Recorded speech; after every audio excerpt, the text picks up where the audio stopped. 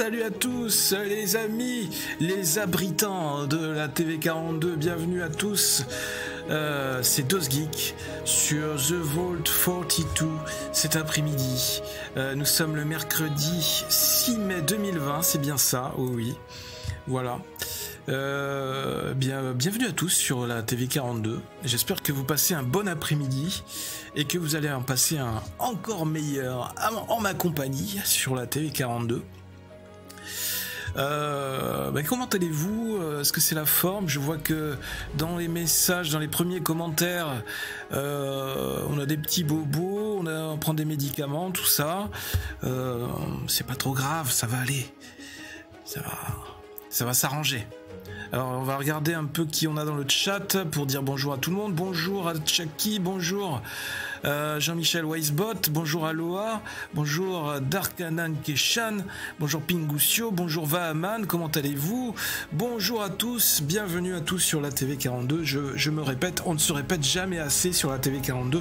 La TV42, abonnez-vous à la TV42, c'est très important, la TV42, la TV42, la TV42, la TV42. Voilà. Un host pour l'abri 42.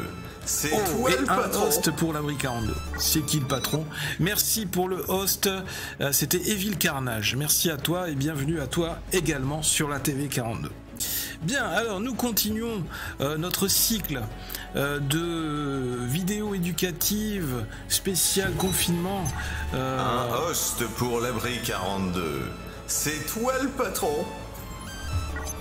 Merci à Aloha également qui est la patronne. Merci à vous.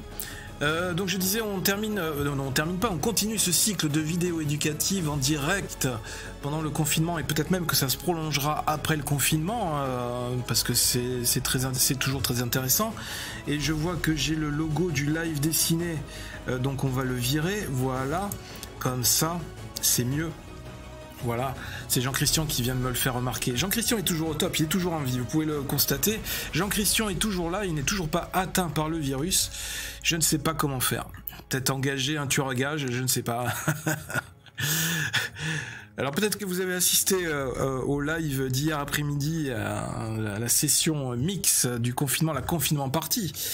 C'était l'après-midi du fail, hein, en quelque sorte. Mais on s'en est sorti, on a réussi quand même à faire du mix. Il y avait un problème de micro, mais on est arrivé quand même à faire quelque chose de pas mal, je trouve. Comment vas-tu, Day of the Geek? Ça va très bien, merci à vous. Écoutez, ça va très bien, il fait très beau dehors, il fait très chaud. Tu peux rester dans l'abri. On va manger des chips. Qui reprend un resub. Merci Chucky, 19 mois d'abonnement sur la TV42, c'est cool. Chucky qui est un des fidèles de la TV42 et même un des piliers de la TV42. C'était un des premiers au moment de la création de la chaîne. Et donc je disais... donc peut-être qu'on continuera, enfin certainement même on continuera ces vidéos éducatives après le déconfinement. Moi j'aime bien l'appeler entre guillemets la déconfiture. et donc on va continuer. On a fait, si vous avez suivi depuis le début, on a fait le cycle de la Grèce antique. Là depuis une semaine on a attaqué le cycle de la Rome antique. Donc la semaine dernière c'était sur la République romaine, puisque vous vous souvenez peut-être si vous étiez là la semaine dernière qu'il y avait il y a eu plusieurs phases dans le développement de la civilisation romaine, avec au tout début la création de Rome par la civilisation étrusque et par Rémus et Romulus d'après la légende, et petit à petit Rome a grandi, la cité de Rome a grandi et en fait est devenue une véritable république avant de devenir bientôt un empire que l'on va aborder aujourd'hui, puisque vous avez peut-être vu dans le titre, on va parler de Jules César et des conquêtes, des fameuses conquêtes romaines qui vont amener à la mise en place, l'avènement de l'Empire romain. Bien, les deux grands J. Alors on va continuer, allez, on va passer, je vais demander à notre cher Jean-Christian de nous passer en full cam, voilà. Je vous invite, si ce n'est déjà fait, à prendre un petit café en ma compagnie, prendre un chocolat chaud si vous avez moins de 18 ans, n'est-ce pas? Voilà, ou peut-être pour certains, au-delà de 18 ans, c'est encore l'heure de prendre l'apéro, je ne sais pas, chacun ses habitudes. Vous pouvez aussi faire la sieste pendant ce live et le laisser tourner en fond, ce serait très aimable de votre part. Ça aide à soutenir la chaîne. Oui, alors je tiens à rappeler que ces vidéos en live sont adaptées pour des classes de 6e, 5e. Hein. Ce sont des sujets qui sont abordés au programme des 6e, 5e au collège. Donc n'hésitez pas, je sais qu'il y en a parmi vous qui regardent ce live depuis quelques semaines désormais, qui se sont habitués à ce rendez-vous. Alors pour l'instant on est parti sur l'histoire, sur l'historique, donc parce que c'est un sujet que je trouve super intéressant et c'est très enrichissant de connaître un peu toute cette histoire, les origines de notre civilisation moderne. Et ça fait aussi partie de la culture générale. Et la culture générale, c'est une des cultures qui s'enseigne, qui se perd petit à petit ces dernières années. On a beaucoup dans les nouvelles générations, beaucoup de jeunes qui ont de moins en moins de culture générale. Donc j'insiste là-dessus, c'est très important la culture générale, continuez à vous cultiver. Et ça fait pas de mal d'avoir en tête toujours ces bases historiques, tous ces personnages emblématiques, ces personnages iconiques qui ont contribué au développement de toutes les civilisations les unes après les autres jusqu'à arriver à notre civilisation d'aujourd'hui. Bien, allez, on va pas s'éterniser, on va embrayer direct sur Rome et les conquêtes romaines. Allez, c'est parti. On passe dans la salle de classe. Alors moi j'ai une salle de classe qui ne répond pas du tout aux normes sanitaires, hein. Je vous préviens tout de suite. Voilà. Pas de distanciation sociale, je suis tout seul. Comme ça, on évacue tous les problèmes d'emblée. Voilà. Bien, Rome et les conquêtes romaines. Jules César, en nombre de conquêtes en conquérant romain, c'est lui qui a le plus... Et en conquête est le meilleur stratège. Oui, mais on va y arriver. Darkanan. Alors, on est parti.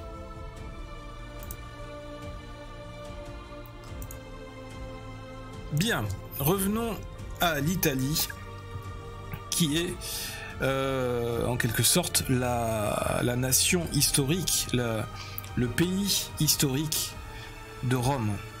L'Italie au début du IVe siècle avant Jésus-Christ. Alors c'est la partie en rouge, la zone en rouge que vous voyez sur la carte. Au début du IVe siècle avant Jésus-Christ, Jesus Christ, salut The Vol 42. Rome, ça doit être Angelina je pense, ça doit être ma petite fille. Rome domine toute l'Italie. Et Rome va alors partir à la conquête du bassin méditerranéen jusqu'à venir inquiéter Carthage. Ah, on arrive à aborder la civilisation de Carthage. Carthage, c'est la zone bleutée sur la carte. Ça correspond à la Tunisie actuelle. Donc vous pouvez voir sur l'image en haut, l'illustration de guerrier, c'est un guerrier carthaginois.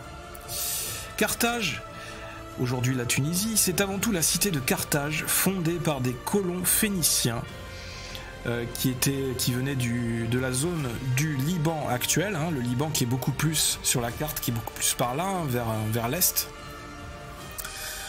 Des colons phéniciens qui ont fondé la cité de Carthage en 814 avant Jésus-Christ. La ville va devenir une puissance dominante en Méditerranée occidentale au IVe siècle avant Jésus-Christ. Ses habitants, les Carthaginois, pratiquaient un culte polythéiste, c'est-à-dire qu'ils croyaient en plusieurs dieux, il n'y avait pas qu'un seul dieu, il y en avait plusieurs.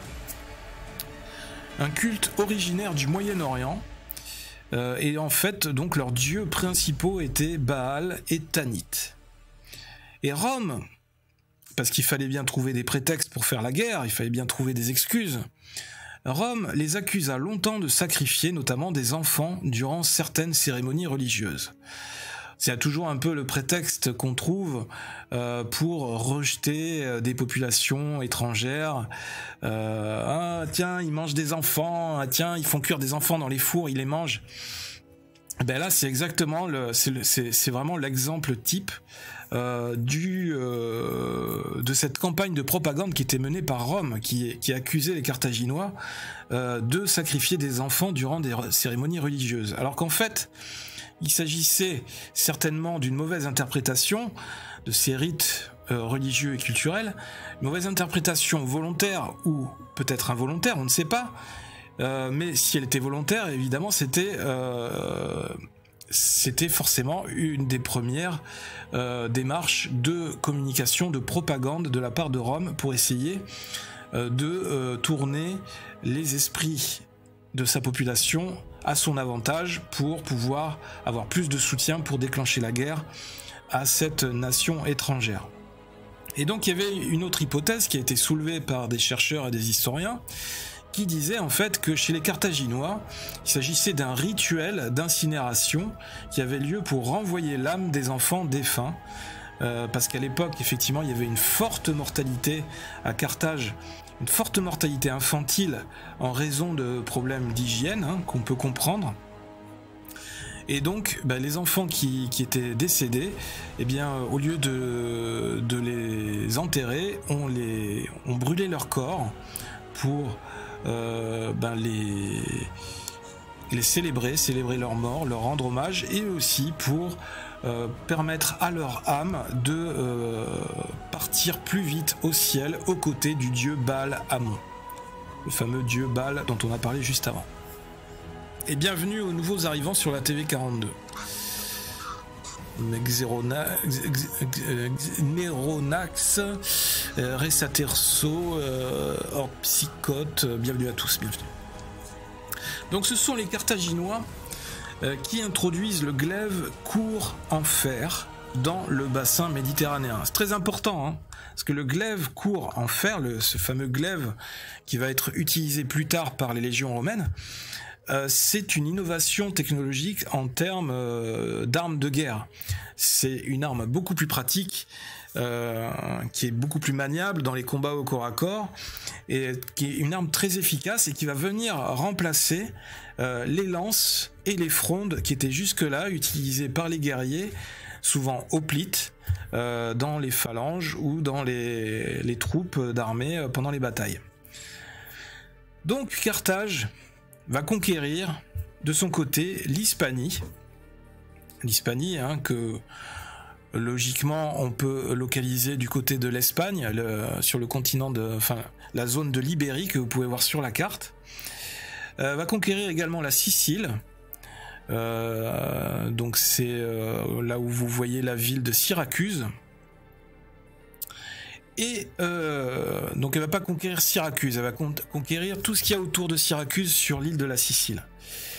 Et elle va évidemment, à l'issue de ces conquêtes, se heurter aux Romains qui ne vont pas l'entendre de cet avis et vont vouloir stopper cette conquête par peur de se retrouver à leur tour colonisés par la civilisation carthaginoise. Et donc dans l'image ici, au-dessus de moi, vous avez une représentation de la ville de Carthage. Alors il me semble que c'est une illustration, une reconstitution faite en 3D tirée de Assassin's Creed Odyssey, il me semble.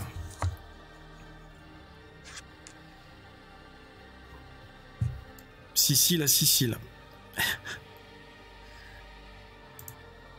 Alors, on va regarder la carte.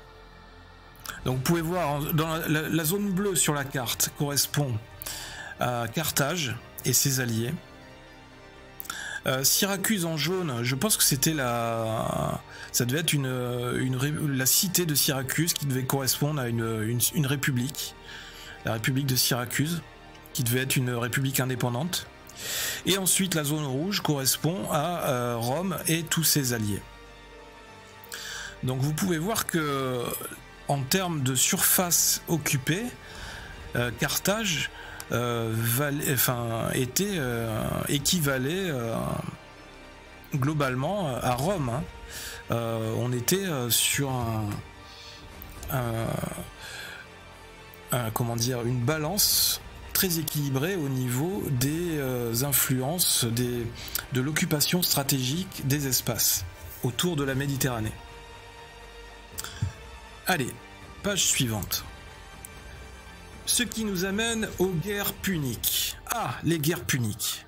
Alors, si on était la semaine dernière, ça pourrait me faire penser au Punisher. Mais non, ça ne vient pas du Punisher ni du terme punition. Non. Les guerres puniques, eh bien, on va essayer de découvrir d'où vient ce terme.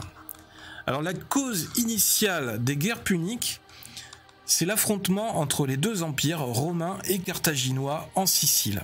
Voilà, ça va être déclenché en Sicile, la fameuse île qu'on vient juste de voir juste avant, qui est en plein milieu de la Méditerranée, où il y a notamment la cité de Syracuse, et la Sicile qui est en partie contrôlée par les Carthaginois suite à des guerres de colonisation des cités locales.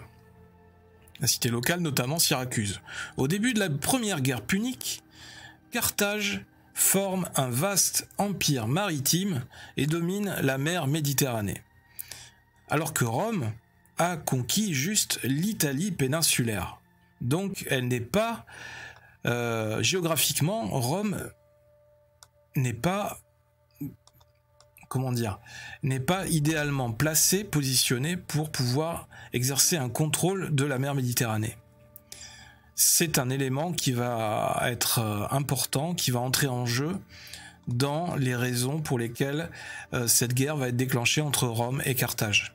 Alors l'adjectif punique, il vient du fait que ça vient du latin punicus, qui vient du nom poénie, que les Romains donnent à leurs adversaires assimilés aux Phéniciens. Donc en fait les Romains les appelaient les poénies, les Carthaginois ou les étrangers les appelaient les poénies, et du coup ça a donné le nom à ces guerres contre ces adversaires, contre ces ennemis carthaginois, contre ces ennemis phéniciens, et ça a donné le terme guerre punique. Ok ? Assez fort. Est-ce que vous m'entendez bien d'ailleurs? Est-ce que le son est bon? Est-ce que vous entendez quand même un petit peu la musique en fond, histoire de se mettre dans l'ambiance? Alors il y a eu 3 guerres puniques, il y a eu trois phases, donc de nombreuses guerres, hein. C'est une période assez intense, avec beaucoup de morts, beaucoup de revirements de situation, beaucoup de mouvements au niveau des cartes. Alors on a la première guerre punique, ou la guerre de Sicile, qui a duré 23 ans, entre 264 et 241 avant Jésus-Christ, qui a vu les opérations essentiellement maritimes et la transformation, c'est-à-dire des batailles navales entre des galères, et la transformation de la Rome républicaine en une puissance maritime. Et oui, puisque Rome, pour pouvoir affronter Carthage, a dû se construire une flotte et devenir une véritable puissance maritime. Alors on imagine que Rome a pu se développer assez rapidement, a développé sa flotte aussi rapidement parce qu'elle avait une industrie qui se développait. Elle devenait une puissance importante, puissance économique importante, et puis évidemment elle avait aussi beaucoup d'esclaves, notamment des esclaves qui étaient souvent dans les galères et qui servaient pour, qui étaient aux rames et qui faisaient avancer les galères. Carthage est mise à genoux par une paix très dure au plan financier. Donc c'est Carthage qui va perdre la première guerre punique et elle va en recevoir des sanctions financières très lourdes. Et aussi elle va accuser des pertes territoriales très importantes. Mais Carthage n'est pas vaincue. Elle ne s'avouera pas vaincue, non, Carthage va se relever et elle va étendre son influence en Hispanie. Et c'est ce qui va donner suite à la deuxième guerre punique. Donc la deuxième guerre punique, cette fois-ci, elle sera à l'initiative de Carthage. Et elle va durer de 218 à 202 avant Jésus-Christ, c'est-à-dire à peu près 16 ans. Et elle est surtout marquée par des batailles terrestres, cette fois-ci, et l'affrontement du carthaginois Hannibal Barca et du romain Scipion l'Africain. Et donc, après 15 ans de combats menés essentiellement en Italie, dont certains ont pu faire penser à une défaite romaine imminente. Et oui, parce que Rome a perdu beaucoup de batailles pendant cette guerre. La guerre se porte en Afrique, et où notamment justement le général Scipion va s'illustrer, d'où va venir son surnom Scipion l'Africain, grâce à toutes ses victoires, et ça va mener à la capitulation de Carthage après la bataille de Zama. La paix qui suivra va être très dure encore financièrement pour Carthage, et il va se traduire par une perte territoriale importante encore une fois. Le territoire de Carthage va se retrouver limité à l'Afrique. Alors comme Carthage s'était déjà relevé une première fois, Rome se méfie quand même. Et donc Rome va souhaiter mettre fin à la menace de Carthage définitivement. Donc quelque part par traîtrise, oui, les hauts dignitaires, les gouvernants romains n'avaient pas beaucoup de scrupules. Donc, selon certains historiens, c'est par traîtrise que Rome aurait désarmé la cité carthaginoise, puis lui aurait à nouveau déclaré la guerre, en déclenchant la troisième guerre punique, histoire d'enfoncer le clou une bonne fois pour toutes. Et ce conflit va être vraiment très déséquilibré et va durer 3 ans. Et donc, on a cette fameuse troisième guerre punique qui est largement à l'avantage de Rome et qui va se terminer par la défaite encore une fois de Carthage. Et on va se retrouver dans une situation où après plus de 100 ans de conflit et la mort de centaines de milliers de soldats et de civils des deux côtés, Rome parvient enfin, au prix de durs combats, à conquérir les territoires carthaginois et à détruire Carthage. Carthage va être rasée en 146 avant Jésus-Christ. Elle va devenir ainsi, Rome, la plus grande puissance de la Méditerranée occidentale. En fait, la défaite de Carthage va ouvrir à Rome les portes de la Méditerranée. Ok ? Ah, c'est très intéressant. Ça me fait penser aux 3 guerres mondiales, pas vous? C'est vrai. Moi, ça me fait penser à la guerre de 100 ans qu'on a eue en France, entre les Français et les Anglais, qui a duré 100 ans. Et là, on est à peu près sur la même durée. En fait, on a eu 3 guerres, mais qui regroupées. On a à peu près une durée de 100 ans de conflits, de petites étincelles, de petites rixes entre les deux empires. Enfin, c'était pas encore des empires, entre les deux civilisations.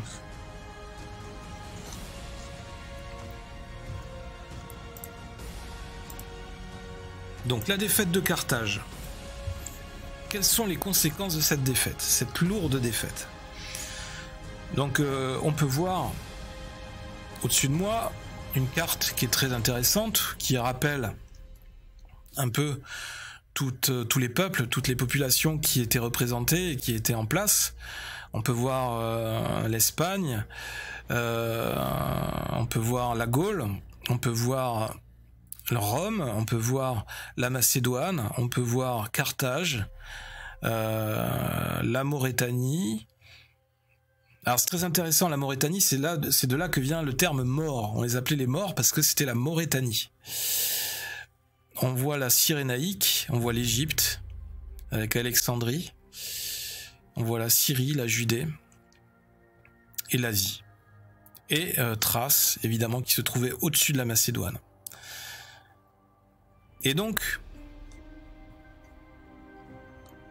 j'ai encore vu ça à l'école. Ah, mais c'est très bien. La guerre de 100. La guerre de 100 ans. Oui, tu as vu ça à l'école, la guerre de 100 ans. Mais peut-être qu'on abordera ce sujet dans une autre vidéo, si on a le temps. Alors, lisons ensemble cette carte. Grâce à leur armée, les Romains conquièrent d'immenses territoires. Dès le IIIe siècle avant Jésus-Christ, Rome contrôle toute l'Italie. 400 ans plus tard, l'Empire romain s'étend tout autour de la mer Méditerranée et de la Bretagne au Sahara. Le Sahara qui est en bas de la carte. Donc, ben, vous avez les différentes couleurs. Vous pouvez voir en rouge, c'est l'Empire romain en 264 avant Jésus-Christ. Et puis après, l'Empire romain va s'étendre. Donc on peut voir à partir de 200 avant Jésus-Christ, l'Empire romain s'étend jusqu'à Milan, jusqu'à Tarragone, en Espagne. Ensuite, il va s'étendre encore plus en 30. C'est après ou avant Jésus-Christ? C'est après Jésus-Christ. Il va s'étendre encore plus jusqu'à la Gaule, jusqu'à l'Espagne, jusqu'à Carthage, jusqu'à l'Asie, jusqu'à la Macédoine, jusqu'en Syrie. Et enfin, l'Empire romain en 117 après Jésus-Christ, qui va essayer de s'étendre jusqu'en Bretagne, jusqu'à la Germanie, où là, qui va donner lieu à beaucoup de batailles impressionnantes face à des barbares germains qui vont faire du mal aux légions romaines. Après, on va aller jusqu'en Égypte, jusqu'en Mauritanie. Comment la première ville, Rome, a été fondée? Par les Grecs? Alors non, c'était pas par les Grecs, on l'a vu dans la vidéo précédente, je t'invite à le voir dans la vidéo en replay, puisqu'on met toutes les vidéos en replay sur la chaîne YouTube de la TV42.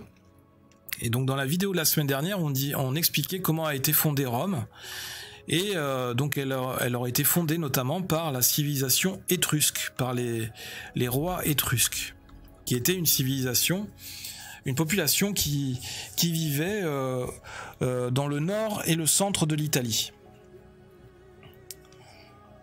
et qui ont contribué à la construction de la cité Rome. Donc c'est pas vraiment les Grecs, mais les Étrusques étaient fortement influencés par la civilisation grecque, jusque dans leur art de la guerre et dans leur organisation militaire, effectivement. Alors, les conséquences de la défaite de Carthage. La défaite de Carthage a pour conséquence l'extension des conquêtes de Rome à tout le bassin méditerranéen. Les régions conquises sont pillées et deviennent des provinces romaines. Et les anciennes possessions carthaginoises, la Corse, la Sardaigne et la Sicile, passent sous domination romaine. Le territoire carthaginois devient ainsi la province d'Afrique.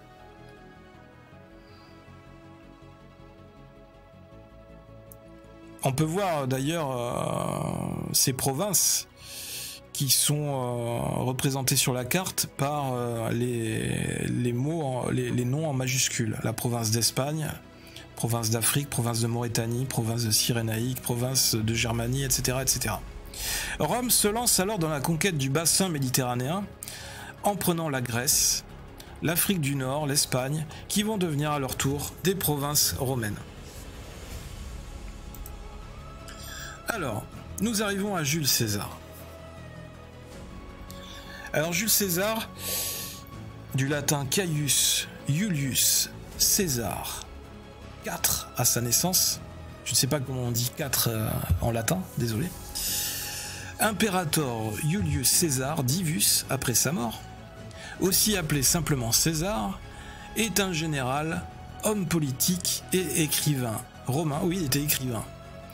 Né à Rome le 12 ou 13 juillet, on ne sait pas trop, peut-être dans la nuit entre le 12 et le 13, de l'année 100 avant Jésus-Christ. Et il est mort le 15 mars 44 avant Jésus-Christ dans la même ville. Alors, je vais attirer votre attention sur cette fameuse statue qu'on voit là à ma droite. Pour vous, c'est au milieu de l'écran, cette statue de l'empereur romain. Alors, je me suis fait avoir, parce qu'en fait, c'est pas la statue de César, ça, de Jules César. Jules César, non, Jules César, il est tout là-haut, avec la couronne de laurier. Il est sur l'illustration avec la couronne de laurier, c'est lui, c'est Jules César. La statue qui est là, à ma droite, c'est la statue de Octave, alias l'empereur Auguste, qui est arrivé bien après Jules César. Et on y viendra après, d'accord ? Et en fait, je me suis fait avoir dans mes recherches parce que dans mon inconscient, et je pense que beaucoup de gens font aussi l'amalgame et la confusion, je pensais que c'était la statue qui représentait Jules César, mais en fait non.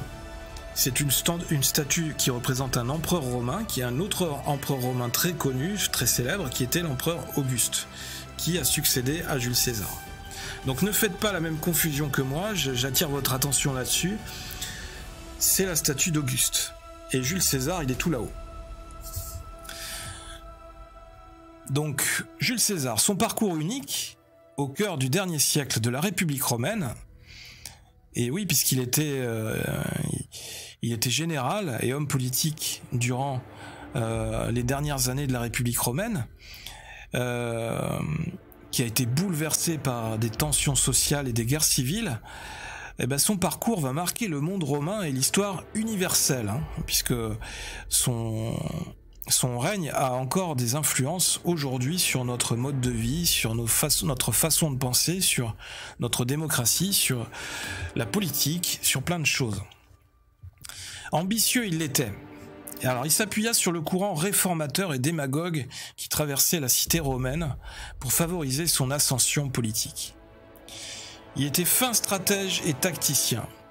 Et grâce à ses talents, il va repousser, à l'aide de ses armées, les frontières de la République romaine jusqu'au Rhin et à l'océan Atlantique, en conquérant la Gaule dans les années 60, entre 60 et 50 avant Jésus-Christ. Et en 58 avant Jésus-Christ, alors ancien consul et gouverneur de la province de Narbonnaise, il va conquérir de nombreux territoires en Gaule en profitant des rivalités entre les différents peuples qui s'y trouvent. Et oui, il y avait différents peuples celtes en Gaule qui n'arrivaient pas à s'entendre. Et c'est encore le cas aujourd'hui, hein.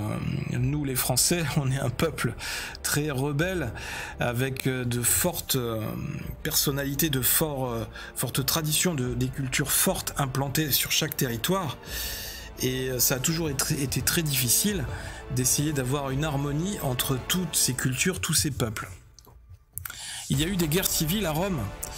Oui, alors on va pas rentrer dans le vif du sujet, on va pas approfondir ça plus, ça pourrait faire l'objet encore une fois d'une autre vidéo, mais effectivement il y a eu plusieurs guerres civiles, plusieurs tentatives de prise de pouvoir, puisque comme on l'a dit, les consuls, les sénateurs, tous les dirigeants de de cet état, cette cité romaine, étaient souvent issus de familles riches et notables, et on arrivait souvent à des tentatives de prise de pouvoir, que ce soit politique ou même par les armes, pour essayer de prendre la gouvernance de Rome.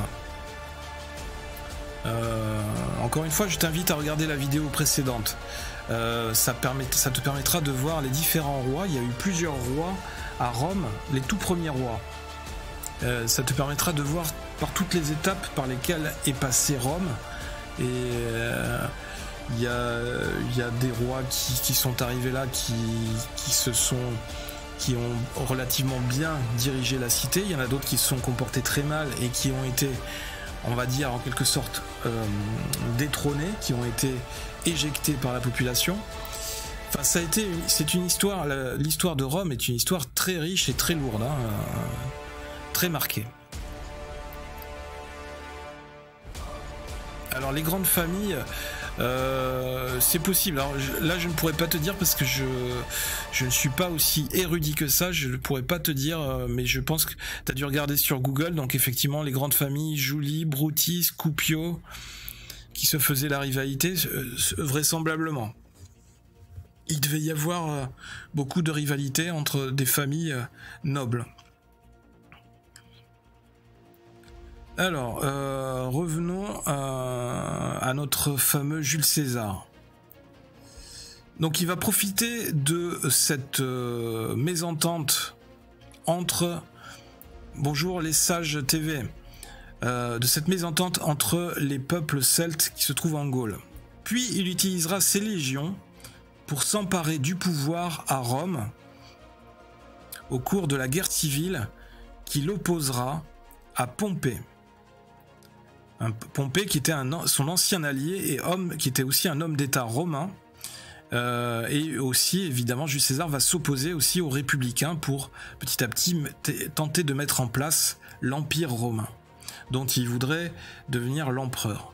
Alors Pompée, vous pouvez le voir, là, il est juste là, derrière moi, c'est une statue qui le représente, un buste. C'était lui, Pompée, voilà. Et non pas Pompéi. Donc, une fois qu'il aura trouvé victoire, qu'il aura obtenu victoire, Jules César, il va être littéralement acclamé comme un impérator, favorisé des dieux. Il sera même déifié à sa mort, après sa mort, par les sénateurs. Seul maître à Rome, après une suite de victoires foudroyantes sur ses adversaires, il va concentrer de nombreux pouvoirs, c'est-à-dire il va essayer de concentrer de nombreux pouvoirs entre ses mains, il veut s'accaparer tous les pouvoirs, et contrôler le Sénat de Rome. On l'a vu, hein, le Sénat, qui était très important à Rome, puisque c'était un peu comme notre gouvernement aujourd'hui, hein. Tous les sénateurs dirigeaient, supervisaient un peu tout ce qui se passait à Rome.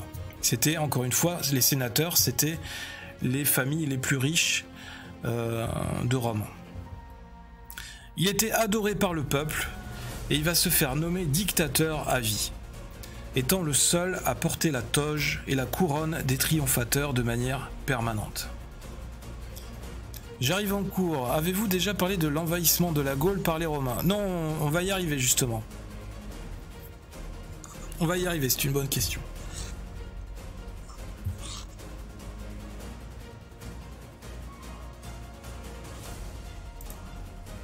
Alors, ben voilà, justement, qui est Vercingétorix? Alors, dans la continuité du développement de Rome dans d'autres provinces, toujours dans cette tentative de repousser toujours plus loin les frontières de l'Empire romain, eh bien Rome a été amené à conquérir les territoires de la Gaule. Et on en parlait juste avant, à cette époque-là, Jules César était encore général. Et aussi homme politique. Et donc, on disait que Jules César va essayer de profiter des nombreuses mésententes qui existaient entre les différents peuples de Gaule. Et donc il va en tirer avantage, et c'est ce qui va lui permettre d'accumuler les victoires, une par une, jusqu'à arriver à l'étape, la phase finale, où il va parvenir à assiéger, à piéger en quelque sorte Vercingétorix, qui était le représentant principal de tous ces peuples celtes. Vercingétorix, que l'on peut voir sur la photo qui est sur une statue tout là-haut, était un jeune noble arverne né en 80 avant Jésus-Christ en Auvergne, alors à Nemossos. Donc ça dépend des chercheurs, certains historiens disent que ça correspond à Clermont-Ferrand aujourd'hui, ou alors à Corinthe. Alors Arverne, ça voulait dire Auvergne. Il vient se rendre à César car César a encerclé Alésia, effectivement. Et donc en 52 avant Jésus-Christ, c'est le premier à parvenir, Vercingétorix, il est le premier à parvenir à fédérer une partie des Gaulois pour résister à Rome. Notamment à Gergovie, César va subir une défaite assez lourde et accusé de lourdes pertes. En conséquence, les légions romaines vont se retirer d'Arvénie, qui est l'actuelle Auvergne. Mais le siège d'Alésia, par 12 légions, c'est-à-dire ça correspondait à 50 000 légionnaires environ, un siège qui va durer 40 jours, à la fin duquel, dans ce siège, on aura 80 000 combattants gaulois qui seront piégés dans cette ville, dans cette cité, alors que Vercingétorix pourra compter à la fin du siège sur une armée de secours d'environ 250 000 cavaliers qui tenteront de venir en renfort pour essayer de le sortir de ce guêpier. Mais cette cavalerie va arriver trop tard et va être repoussée par une tactique très innovante de la part de Jules César. Dans son siège d'Alésia, en fait, il va faire un siège des deux côtés. Enfin, des fortifications des deux côtés. C'est-à-dire que d'un côté, il va faire le siège d'Alésia, mais de l'autre côté, dans les lignes arrières, il va penser à protéger ces lignes arrières en construisant des fortifications, par endroits des remparts, par endroits des tranchées, pour protéger ces légions romaines. Et ce qui fait que ces cavaliers, ces 250 000 cavaliers de renfort gaulois, vont venir s'écraser sur ces fortifications et ne pourront pas parvenir à sauver Vercingétorix et ses combattants et à éviter la défaite. Le cheval est trop beau. Tout simplement, les Gaulois étaient divisés en clans. Si seulement les Gaulois étaient tous unis, on aurait peut-être réussi à repousser les Romains. À savoir qu'il n'y avait pas les Romains d'Orient, donc moins de soldats. C'est vrai. Mais c'est ce que je disais tout à l'heure, hein, les Gaulois, on a souvent été divisés. La France, ça a souvent été ça. Pour revenir à la bataille d'Alésia, le siège d'Alésia, donc, qui était une technique de siège très innovante pour l'époque, va se solder par une victoire romaine et donc la reddition des chefs gaulois révoltés, et notamment Vercingétorix, qui est, on va dire, entre guillemets, la cerise sur le gâteau pour César. En effet, attention, un nouveau survivant aux portes de la Brie. Merci pour le follow, le Sage TV. Et en effet, afin de sauver autant de ses hommes que possible, Vercingétorix va se livrer aux Romains. Donc ce sera en 52 avant Jésus-Christ, ce qui va marquer le fin de la siège d'Alésia et donc la défaite d'Alésia dans tous les livres d'histoire. Alors il va pas être mis à mort tout de suite, hein. Vercingétorix, il va être retenu prisonnier pendant 5 ans par Jules César. C'est dire si Jules César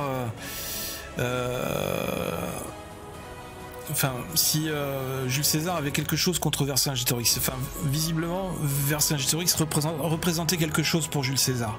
Et on y viendra tout à l'heure, parce que j'ai une petite anecdote par rapport à ça. Pour vous mettre en haleine, je vais vous informer que Vercingétorix, avant de se révolter et de diriger les Gaulois contre César, Vercingétorix était un fils de notable gaulois et qui avait été dans l'armée romaine. Donc il s'était inspiré des stratégies romaines.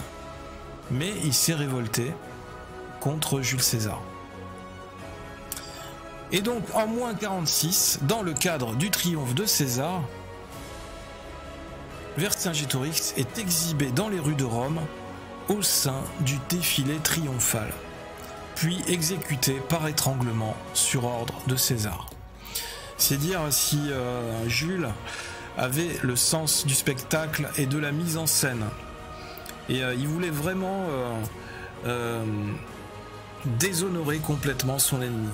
Et je pense qu'il a il a mal accepté, il a mal digéré en quelque sorte la trahison, la haute trahison de Vercingétorix, puisque Vercingétorix venait de l'armée romaine historiquement.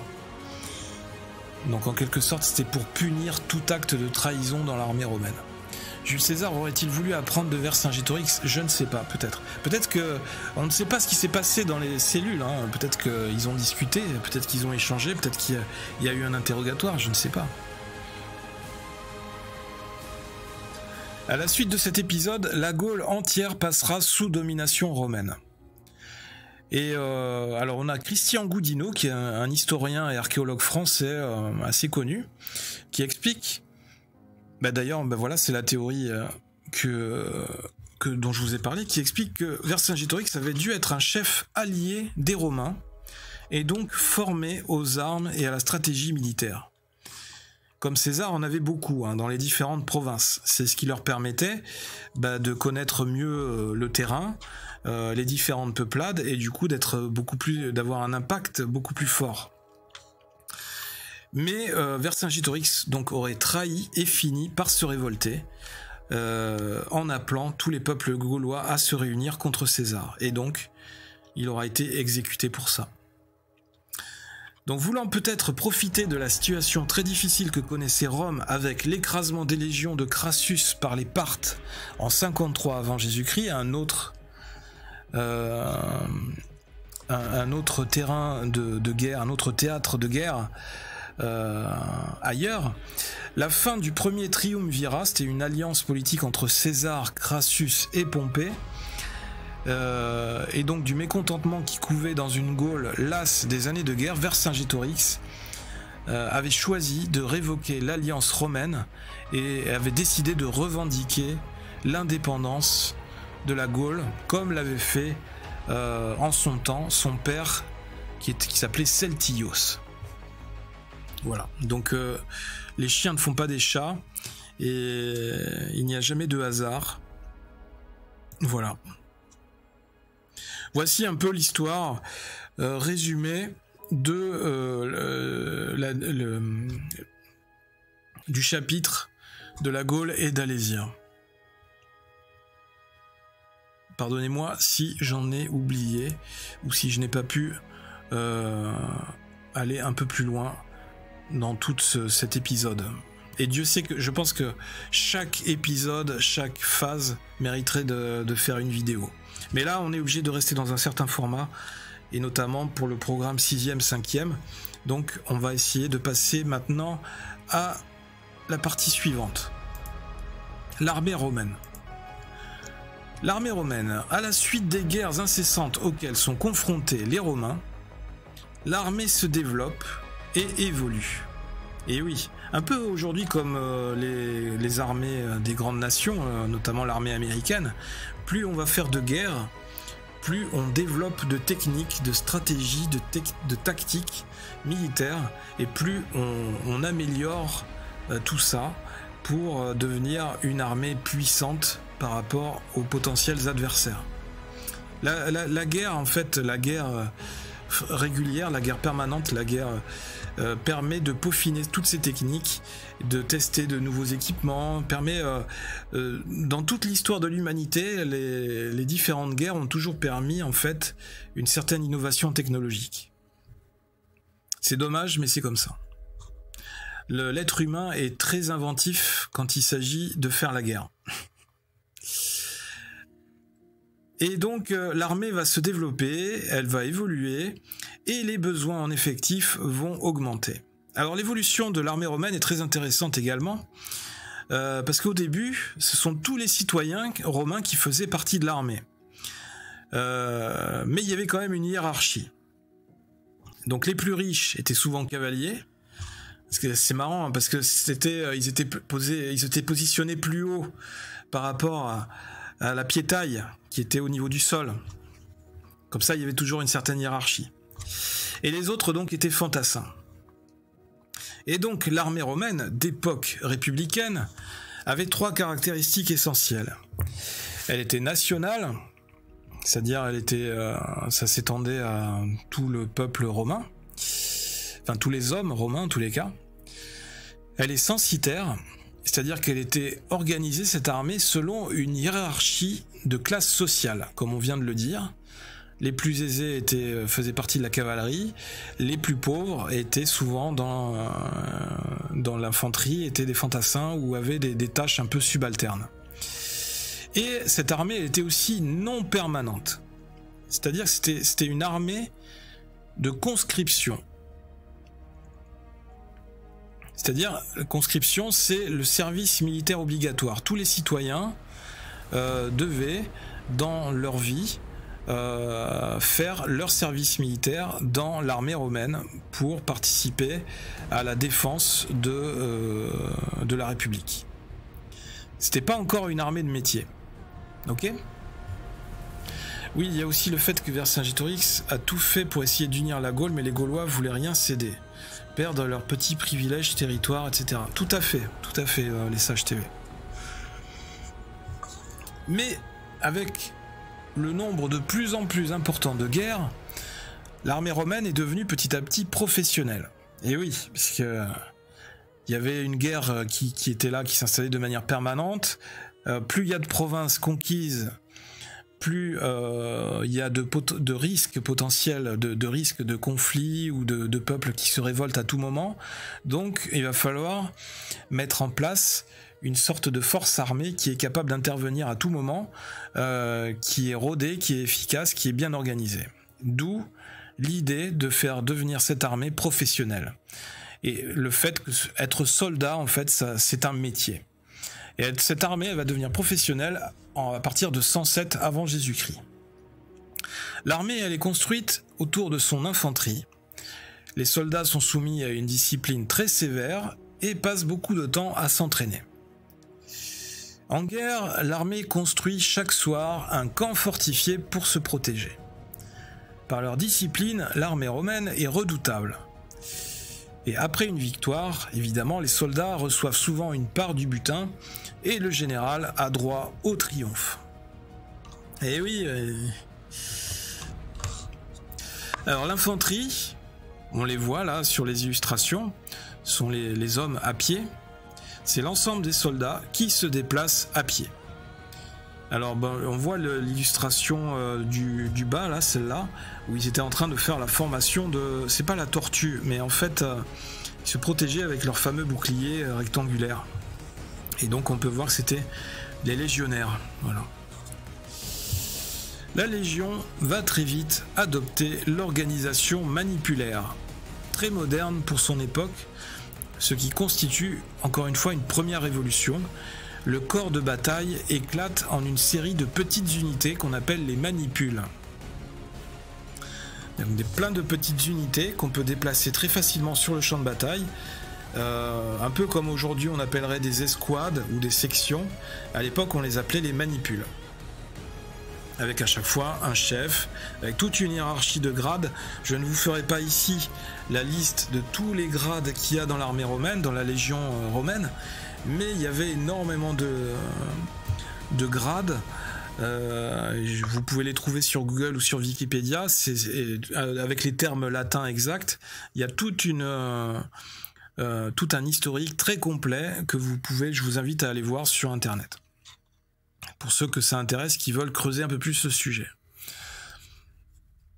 Alors là, il y avait aussi, comme l'armée, l'armée être soldat, c'était un métier. Il y avait aussi une solde qui avait été créée pour les légionnaires. Et en fait, ils touchaient une solde tous les mois ou par période pour une sorte de salaire qu'ils touchaient pour leur service qu'ils faisaient dans l'armée romaine.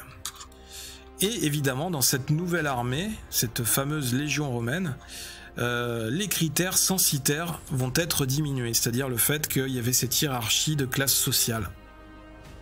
Ce qui fait qu'on a des hommes de plus en plus pauvres qui peuvent entrer dans l'armée et qui sont souvent beaucoup plus légèrement équipés que des hommes qui vont être un peu plus aisés, qui vont avoir un peu plus d'argent et qui pourront s'acheter des équipements un peu plus protecteurs ou un peu plus perfectionnés.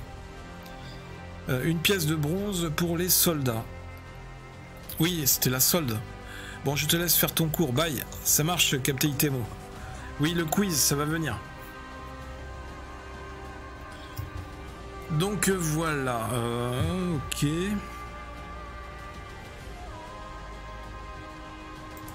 Alors c'est très intéressant aussi cet aspect en fait d'ouvrir l'armée, d'enlever ces critères censitaires, parce qu'en fait c'était pour ouvrir l'armée à beaucoup plus de soldats potentiels, faire venir beaucoup plus de monde, parce que comme on faisait beaucoup plus la guerre, il y avait beaucoup plus de morts.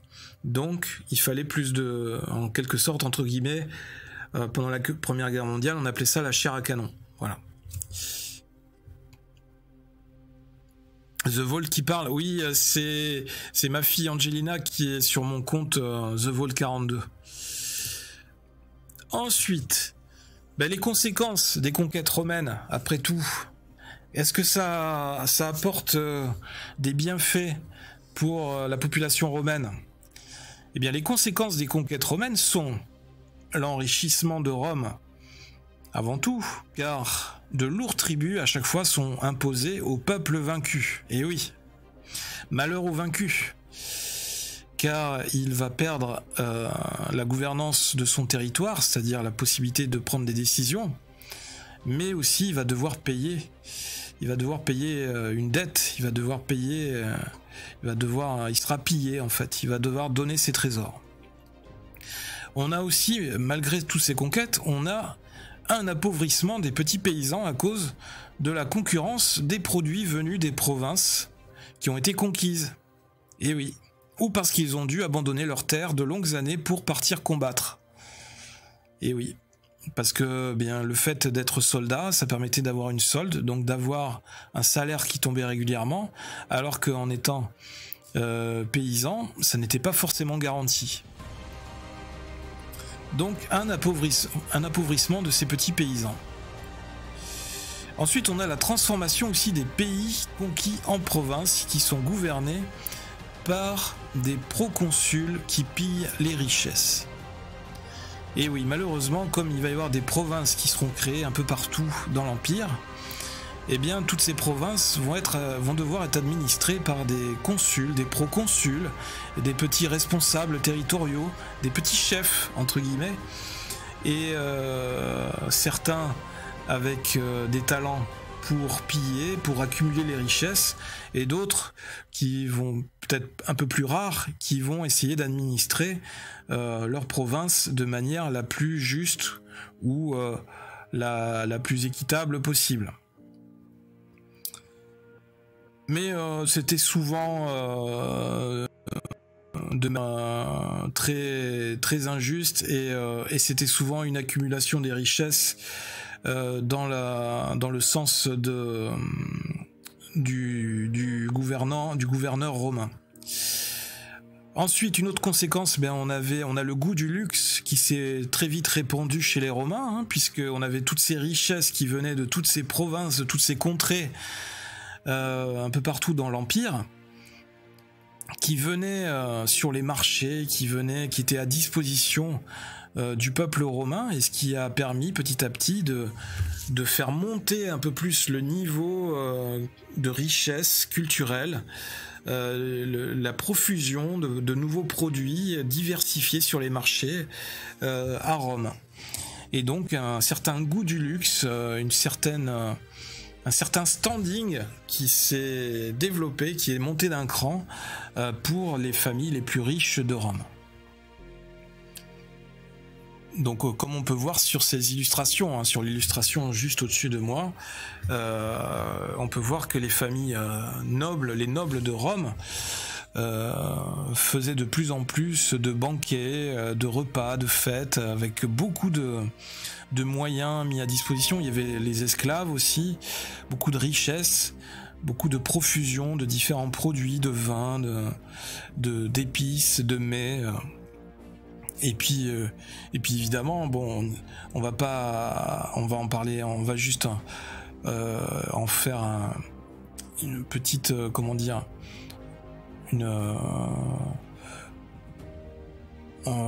j'ai perdu le mot. On va juste y faire allusion. Il y avait aussi les fameuses orgies romaines, qui étaient ces fêtes complètement folles, et sans aucune règle, où tout était permis. C'est d'où le terme orgie romaine. Mais bon, je n'en parlerai pas plus parce que normalement la vidéo est pour un public assez jeune, mais quand je parle d'orgie romaine, tout le monde ici, normalement, sait de quoi je parle. Et qui décrit assez bien tous les excès de la civilisation et de l'empire romain de l'époque. Et ensuite, une autre des conséquences des conquêtes romaines, le renforcement du prestige des généraux victorieux.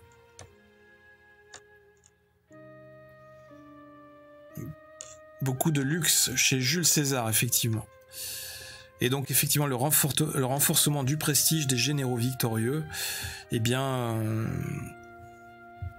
effectivement quand on était un général et qu'on accumulait beaucoup de victoires, et eh bien on devenait un homme très important, très puissant, et on obtenait une place très importante aux côtés de César et au niveau de la gouvernance de Rome. La fin du règne de Jules César.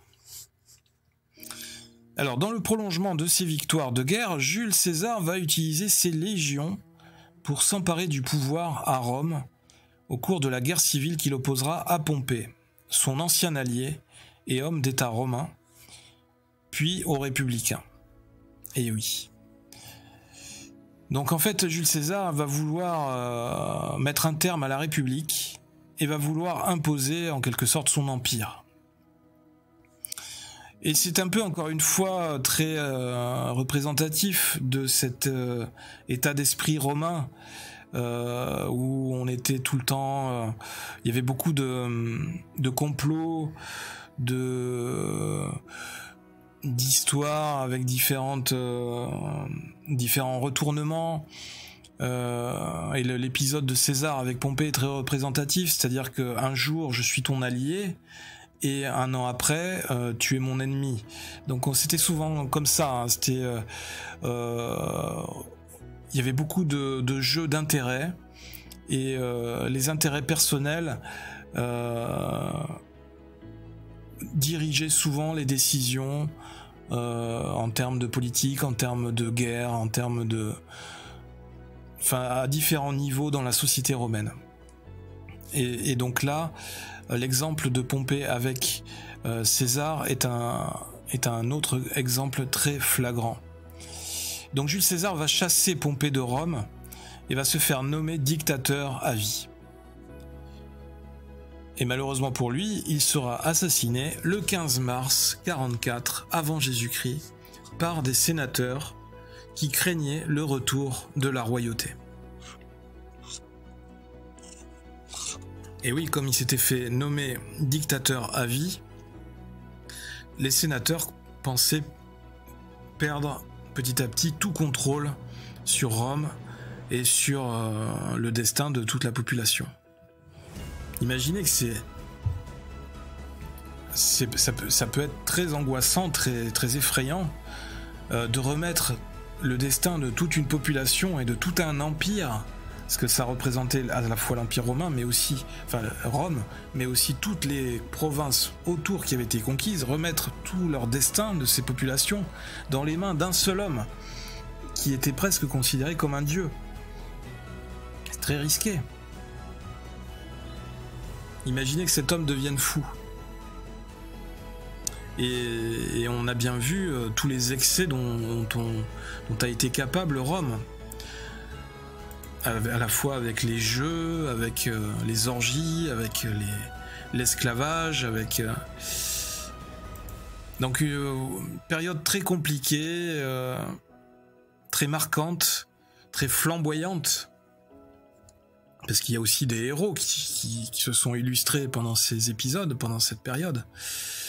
Mais beaucoup de moments, d'épisodes sombres dans cette phase historique. Les phases sombres de l'âme humaine qui se sont révélées. Je dois y aller, à plus tout le monde, rentre pas trop tard papa, ça marche. Et donc à la suite du décès, de l'assassinat de César, on a eu l'avènement de l'empereur Auguste. Alors bon, on a une petite frise là-haut qui vous rappelle un peu les différentes étapes de Rome, comment elle a commencé tout là-haut en tant que monarchie avec les différents rois, ensuite c'est devenu une république, et ensuite c'est devenu un empire à partir de Jules César. Et après, Auguste a succédé à Jules César. Donc Auguste, c'était d'abord Octave, ou Octavien, qui est devenu ensuite Auguste, ou Augustus, et c'était le petit-neveu est le fils adoptif posthume de César, parce que au moment de mourir, on a découvert sur le testament de César que César était son grand-oncle maternel et qu'il avait donné la succession de son empire à Octave. Et donc Octave est né, ou Octavien est né au sein d'une riche famille, encore une fois, sous le nom de Caius Octavius Turinus en 63 avant Jésus-Christ, à Rome, et a été éduqué selon les coutumes de l'aristocratie républicaine. Et donc à la mort de César, Octave entre dans la vie politique et devient magistrat à 19 ans. C'est très jeune pour devenir magistrat. Après avoir vaincu le général Marc-Antoine et Cléopâtre à la bataille navale d'Actium en septembre 31 avant Jésus-Christ, il devient seul détenteur du pouvoir à Rome. Et oui, Marc-Antoine, c'était aussi un Romain, un haut dignitaire romain, c'était un consul et aussi un soutien historique de César. Et il voyait d'un mauvais œil le fait que Octave soit parachuté là comme digne successeur de Jules César à la tête de l'Empire romain. Alors Marc-Antoine n'était pas non plus n'était pas une personne innocente, hein. Il a aussi beaucoup d'ombre, beaucoup de choses néfastes, d'actes néfastes à son tableau, à marquer sur son tableau. Il était aussi amateur d'orgies, amant de Cléopâtre, et donc il voulait disputer le pouvoir à Octave. Et donc c'est finalement Octave qui viendra à bout de Marc-Antoine, qui aura la victoire et qui défaiera Marc-Antoine et Cléopâtre. Et en 28 avant Jésus-Christ, donc le Sénat confère à Octavien le titre d'Augustus, qui signifie sacré, et Octavien devient alors le premier empereur romain. Alors Octavien, du coup, alias Augustus ou Auguste, c'est cette fameuse statue où il montre avec son doigt, la statue du techno-viking romain, dont je parlais au début de la vidéo. Et donc on voit ici son buste, le buste de Auguste, qui était d'un physique assez chétif, hein. C'était pas un homme très corpulent, très musclé, alors que en face de lui on avait Marc-Antoine qui venait de l'armée romaine et qui lui était un homme beaucoup plus costaud physiquement, hein. Bien, ensuite, voilà, on arrive au quiz. Bien, les amis. Alors, avant de passer au quiz, je vous propose qu'on regarde quelques vidéos que je vous ai préparées, que j'ai mis de côté, pour approfondir un peu plus le sujet d'aujourd'hui et pour, en quelque sorte, réviser les bases et compléter un peu tout ce qu'on a dit. Ok ? Donc on va faire ça. Hop, toc, on va couper la musique. Voilà. Et on va passer en mode vidéo. Voilà. Allez, on est parti. Alors là, ce sont alors le titre, c'est quoi ? Non, c'est l'armée romaine conquiert le stade. Alors c'est une reconstitution historique faite par des passionnés qui se sont déguisés en armée romaine et qui reconstituent un peu en quelque sorte les mouvements de la légion, des manipules et tout ça, des cohortes, pour montrer comment ils faisaient à l'époque.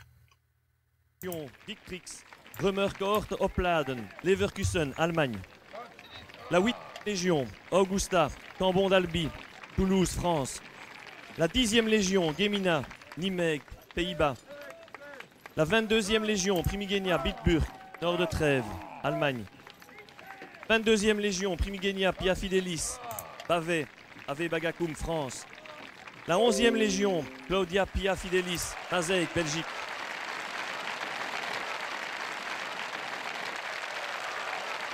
Alors, ce sont des La reconstituteurs première corps, qui viennent de Aquitanorum, différents pays. Via Romana, Maurecourt, France.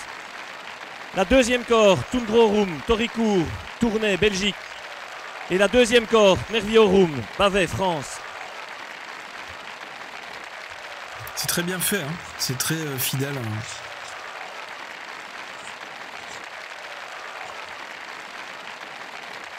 En tête procèdent les légionnaires. Suivent alors les auxiliaires et les corps.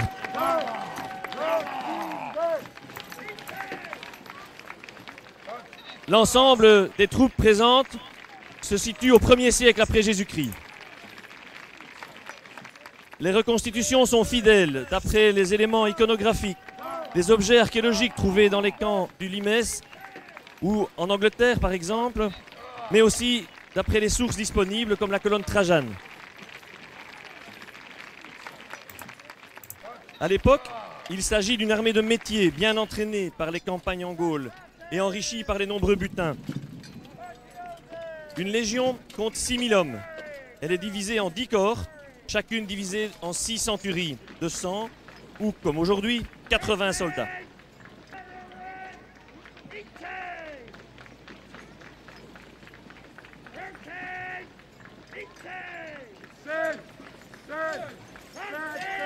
Les légionnaires étaient des citoyens romains. Ils servent pendant 20 ans dans l'armée. Durant ce temps, ils ne sont pas autorisés à se marier. S'ils l'étaient au moment de leur enrôlement, le divorce est automatique. Ils sont équipés d'un large casque. Ah, vous entendez? Vous avez entendu? Le service militaire à l'époque de c'était l'armée de citoyens, le service militaire était de 20 ans. Et en fait, on ne pouvait pas se marier pendant le service. Donc ceux qui étaient enrôlés, qui faisaient leur service et qui étaient mariés, devaient divorcer pour pouvoir faire le service militaire. C'est fou, hein? Munis de protège-joues, d'un large protège-nuque et renforcés sur le front. La cuirasse, généralement à segments, lorica segmentata, pèse 10 kg. Elle est faite de lamelles métalliques et de rivets de bronze, liés avec des lacets de cuir. À la ceinture, de cingulum militare, pend le tablier qui protège l'estomac et le bas-ventre. Aux pieds, ils portent des sandales de cuir, caligae. Elles sont munies de nombreux clous pour éviter une usure trop rapide de la semelle. Le légionnaire se protège par un large bouclier rectangulaire, convexe, scutum, en bois, recouvert de lin. Au centre, la bosse en métal, appelée umbo, protège la main gauche qui porte le bouclier. Ah, ça protège la main gauche. Chaque homme est armé d'un pilum, le javelot, qu'il lance en premier lieu sur l'ennemi. Il se plie au contact et ne peut donc plus être réutilisé par l'ennemi.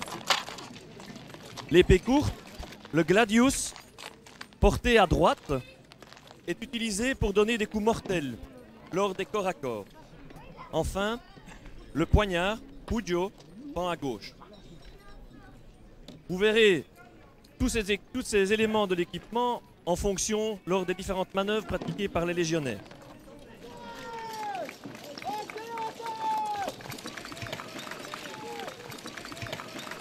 Les auxiliaires ne sont pas citoyens romains. Ce sont des indigènes recrutés dans l'armée pour 25 ans, après quoi ils recevaient cette citoyenneté lors de leur démobilisation. Ils étaient organisés en cohortes, allant chacune de 480 à 800 hommes. Ils marchent ici en queue de colonne et protègent les flancs lors des charges.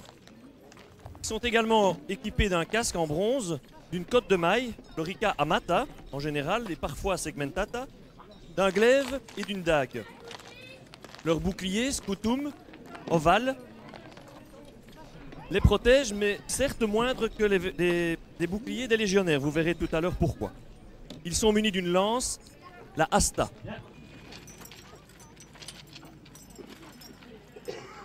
Ad signa, retour près des enseignes.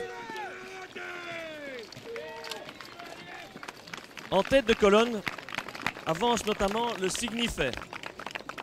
De l'autre côté de l'aire de manœuvre, 6 légionnaires se présentent en campagne.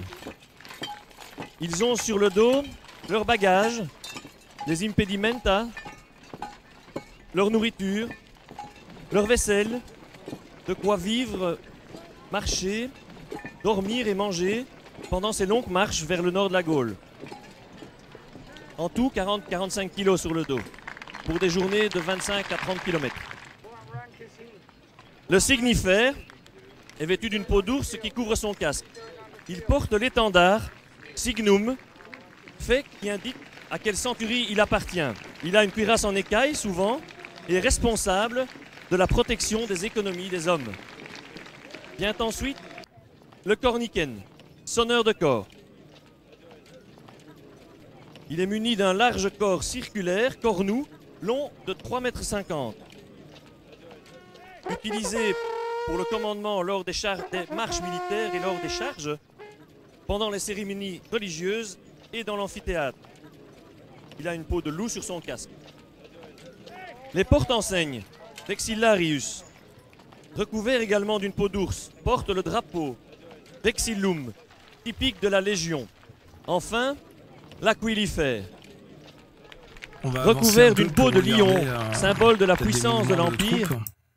C'est très intéressant cette reconstitution. La baliste tire également des boulets, parfois en pierre, de la taille d'un pamplemousse. Elle est actionnée par 2 torses de cordes.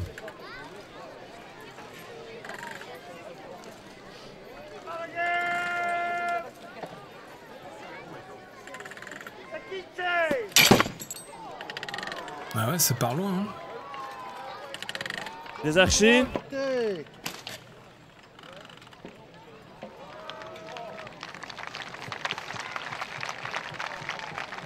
les scorpions au centre sont prêts. C'est quoi les scorpions? Ça lance des flèches?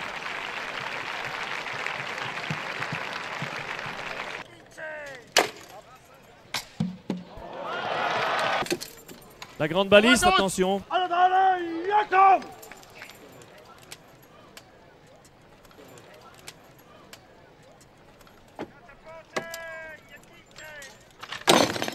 Bon.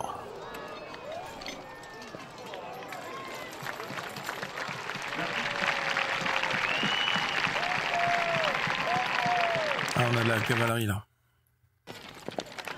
Salut, bienvenue aux nouveaux arrivants sur la télé 42. Dernier exercice maintenant avec la dernière arme qu'on va. Bon, cette vidéo, les combats de gladiateurs, peut-être qu'on en parlera et dans notamment une vidéo. L'utilisation récurrente du bouclier, tant en arme défensive qu'en arme offensive.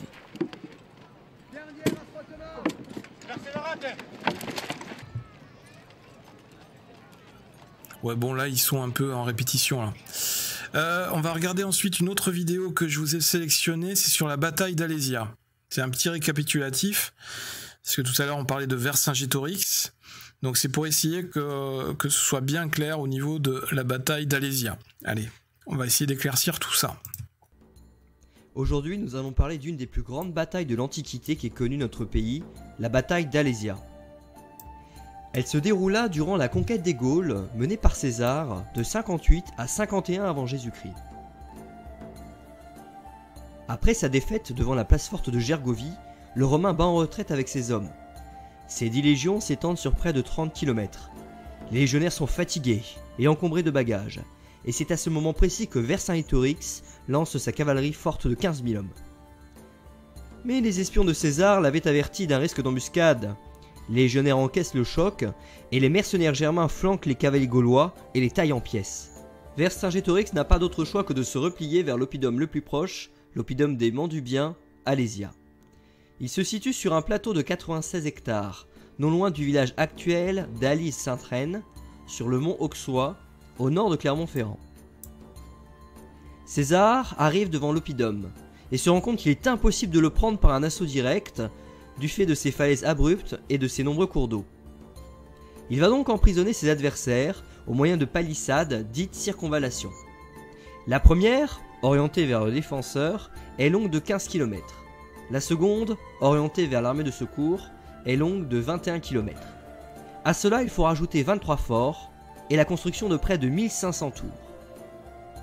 Ce travail titanesque est parachevé par un labyrinthe de pièges destinés à freiner, blesser, tuer les guerriers gaulois.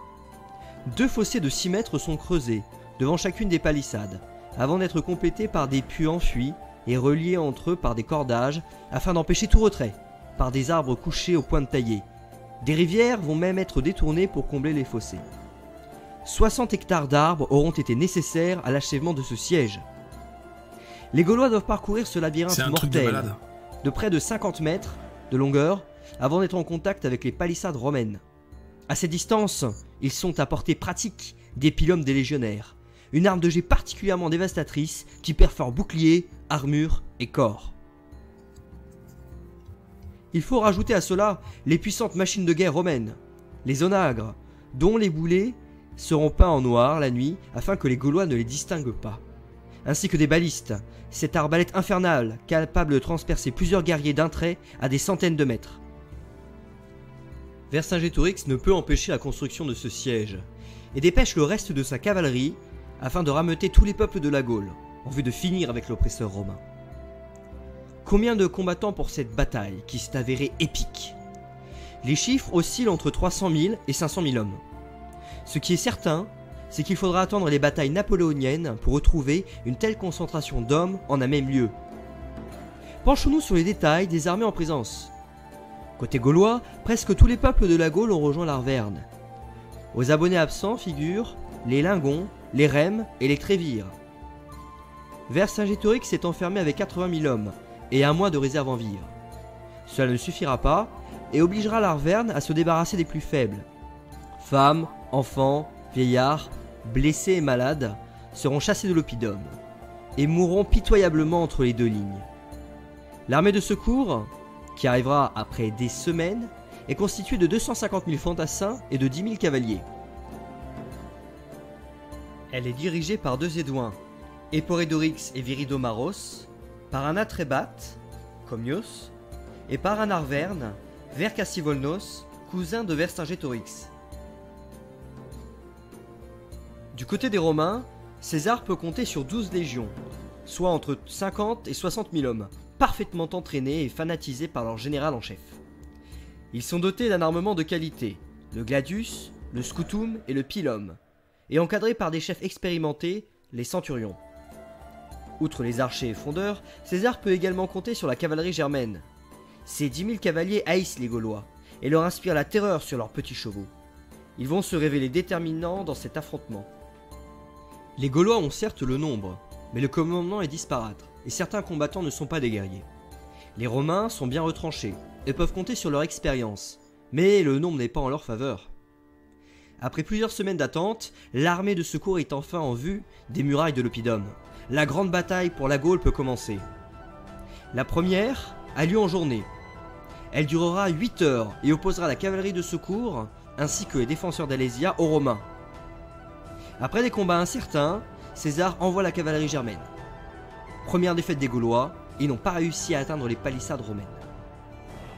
La deuxième attaque a lieu la nuit, sûrement par une lune de sang. Les assiégés et les renforts se munissent d'échelles, de grappins, de faux, ainsi que de chariots remplis de terre pour se frayer un chemin parmi les pièges mortels et les fossés. Les traits recouvrent le ciel étoilé et la terre se gorge du sang des braves Celtes. L'on s'en bat jusqu'au petit matin. Les Gaulois n'ont toujours pas accédé aux palissades romaines, mais les Romains sont éreintés, ils ont puisé dans leurs réserves. La troisième et dernière attaque est minutieusement préparée. Vercassivolnos attaque le mont Rhéa avec 60 000 hommes d'élite, vers midi. Les Romains sont surpris. Au même moment, l'armée de secours se positionne dans la plaine de l'Aume, et Vercingétorix sort une nouvelle fois avec ses hommes et son matériel. Les lignes romaines sont culbutées, la défense de César flanche en plusieurs points, obligeant celui-ci à galoper d'un bout à l'autre des circonvallations. Il envoie son légat Labienus défendre le Moréa et se porte lui-même au combat, vêtu de son paludanmentum, le grand manteau écarlate. Il écrit : des deux côtés règne l'idée que cette heure est unique, que c'est celle de l'effort suprême. On se bat jusqu'à la nuit. D'audacieux mouvements romains mêlés à la cavalerie germaine surprennent les Gaulois de l'armée de secours qui refoulent sabrés. Vercingétorix, qui n'aura pas réussi à l'emporter sur ses points d'action, réintègre l'Oppidum. La bataille d'Alésia est terminée. Après sa défaite, Vercingétorix se rend à César avec les autres chefs gaulois en échange de la vie de ses hommes. Il aura régné 9 mois. Chaque légionnaire reçoit un esclave. Et César fixe la somme de 40 millions de sesterces comme sanction. Néanmoins, en prévision de sa politique future, le Romain rend 20 000 prisonniers aux Arvernes et Édouins. Vercingétorix, âgé de 25 ans, est emmené à Rome, où il croupira dans la sordide prison de Mamertime, au Tullianum. Après 6 ans de détention, le Celte est exposé pour le triomphe de César en 46 avant Jésus-Christ, avant d'être étranglé dans sa cellule. Même s'il existe encore quelques actes de résistance, la Gaule est livrée à son conquérant et rentre vers 51 avant Jésus-Christ dans le giron romain. La période gallo-romaine peut débuter.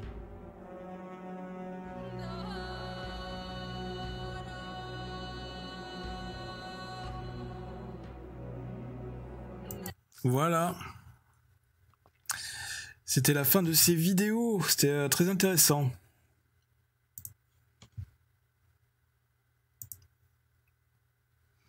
Et maintenant, je vous propose de passer à un petit quiz pour vérifier que on a bien assimilé. Et puis peut-être pour découvrir encore d'autres choses. Il n'est pas gentil de faire ça. C'est vrai. C'était pas une époque où on était très gentil. Hein.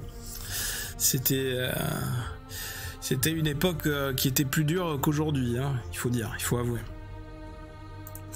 Alors, première question. Voilà, bienvenue dans ce petit quiz, les amis, sur Rome et les conquêtes romaines. Allez. Dites-moi, n'hésitez pas à me dire si la musique est trop forte, hein, si vous avez du mal à m'entendre. Allez, première question. Quel est le nom du premier empereur romain? Est-ce qu'il s'agit de Jules César, de Octave Auguste, de Romulus ou de Marc-Antoine? Première à répondre dans le chat aura toute ma reconnaissance. Est-ce qu'il s'agit de Jules César, Octave Auguste, Romulus ou Marc-Antoine? Allez, vous avez 3 secondes.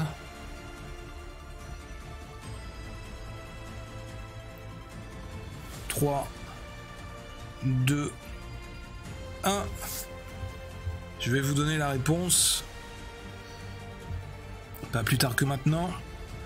La réponse était, le premier empereur romain, c'était Octave Auguste. Et oui. Et oui.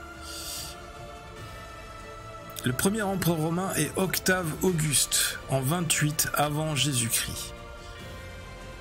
Le Sénat confère à Octavien le titre d'Augustus, qui signifie sacré.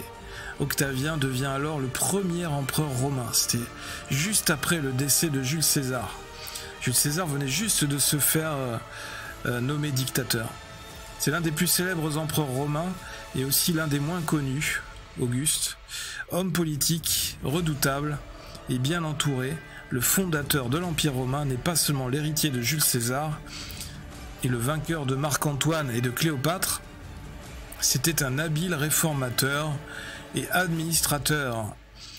Il a imposé le modèle de la Pax Romana, c'est-à-dire une longue période de paix imposée par l'Empire romain aux régions conquises du 1er au 2e siècle avant Jésus-Christ. Et il a été pris en modèle par de lointains successeurs comme Charlemagne, par la suite Louis XIV ou encore Napoléon.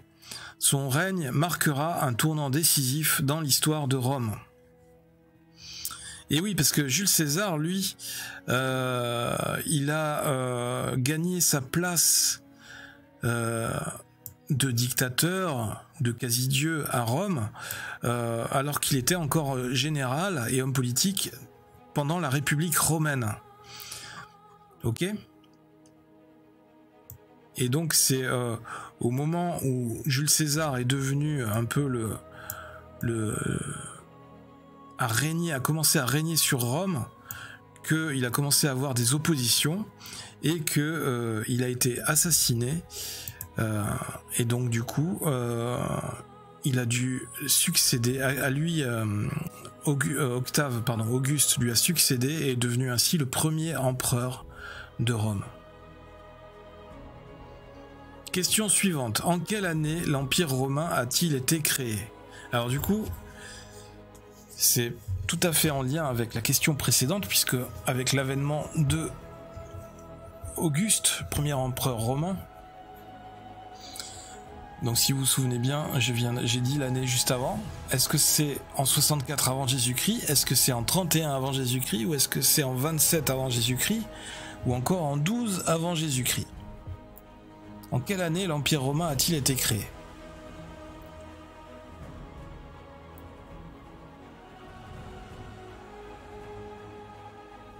Empire romain que l'on peut voir en rouge sur la carte.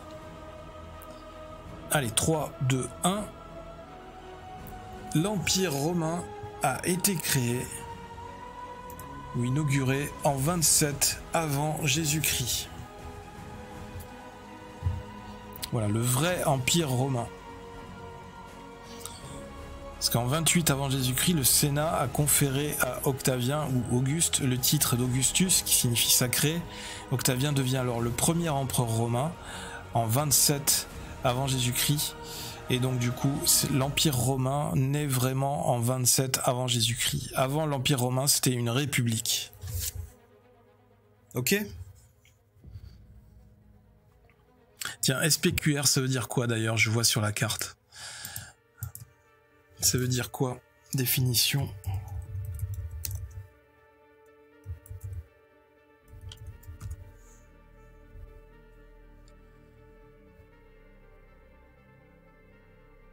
Alors, ça veut dire Senatus Populusque Romanus, qui est une devise en latin qui signifie le Sénat et le peuple romain. SPQR. Elle était l'emblème de la République romaine, puis par tradition de l'Empire romain. Ah bah c'est intéressant parce que ça je viens de le découvrir, je ne le savais pas. Ça voulait dire Senatus Populusque Romanus. Devise de l'Empire romain. Le Sénat et le peuple romain. Tiens, je vais vous le mettre dans le chat. Bien. Pardon, excusez-moi. Hop. Toc. Voilà.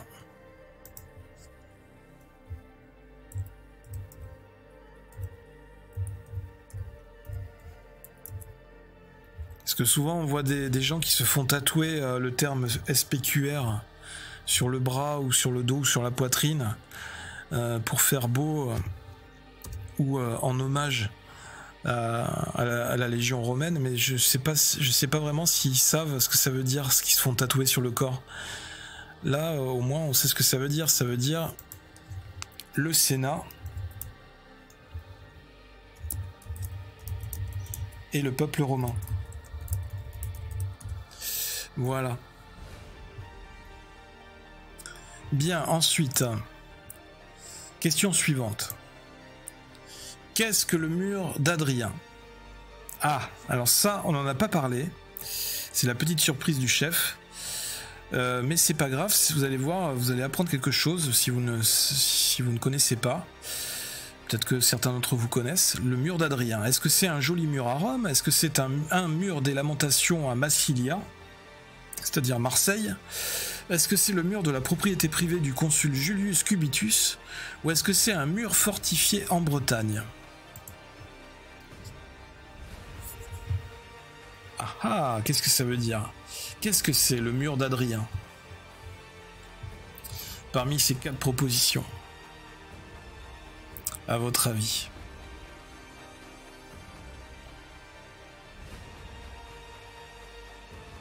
Allez, 3, 2, 1. La bonne réponse est un mur fortifié en Bretagne. Le mur d'Adrien, c'est un mur fortifié visant à protéger l'Empire romain des Scots au nord de la Bretagne, qui est l'Angleterre actuelle. Alors les Scots, oui, c'est un terme pour désigner le peuple, mais c'était aussi les Pictes, historiquement. Tu pensais à tout sauf à ça.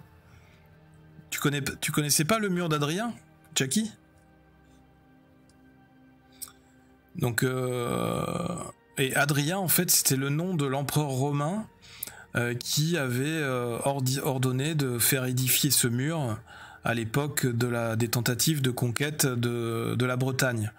Et donc, cette zone-là, du nord de la Bretagne, comme ils se sont rendus compte qu'ils n'arriveraient pas à la conquérir parce qu'il y avait trop de résistance de la part des Pictes, c'était des territoires totalement inconnus et très sauvages, et les Pictes étaient des peuples encore plus sauvages que tous les autres peuples qu'ils avaient rencontrés, qu'ils avaient dû affronter. À un moment donné, l'empereur romain Adrien a décrété qu'il était temps d'arrêter la casse, et donc ils ont dit bon, on va établir une frontière définitive, l'Empire romain s'arrêtera là, dans le nord de la Bretagne, au mur d'Adrien, et on n'ira pas plus loin. Au-delà du mur d'Adrien, ce sera la zone interdite. Voilà. Et d'ailleurs, je vous invite à regarder un film. Je crois que comment ça s'appelle, c'est qui fait référence à ce mur. Déjà, il y a en termes de filmographie, vous pouvez découvrir plein de films sur la période romaine, l'Empire romain. Notamment, vous avez Gladiator, vous avez un film de Ridley Scott avec Russell Crowe qui est magnifique. Vous avez le film Vercingétorix, je crois, ou Alésia, je ne sais plus, avec un film français qui retrace l'histoire d'Alésia avec Christophe Lambert qui joue le rôle de Vercingétorix. Mais vous avez aussi un autre film, après je vous invite à aller voir plein de films, Péplum aussi, de l'époque d'or de cinéma d'Hollywood qui était très forte pour faire ces films à l'époque, dont notamment le film Ben-Hur ou encore Spartacus avec Kirk Douglas. Ben-Hur, c'était avec Charlton Heston. Je vous invite à regarder tous ces films-là, c'est des films magnifiques qui vont vous plonger dans l'ambiance dans cette époque-là. Alors je cherche le nom de ce film, je crois que c'était la 9e Légion.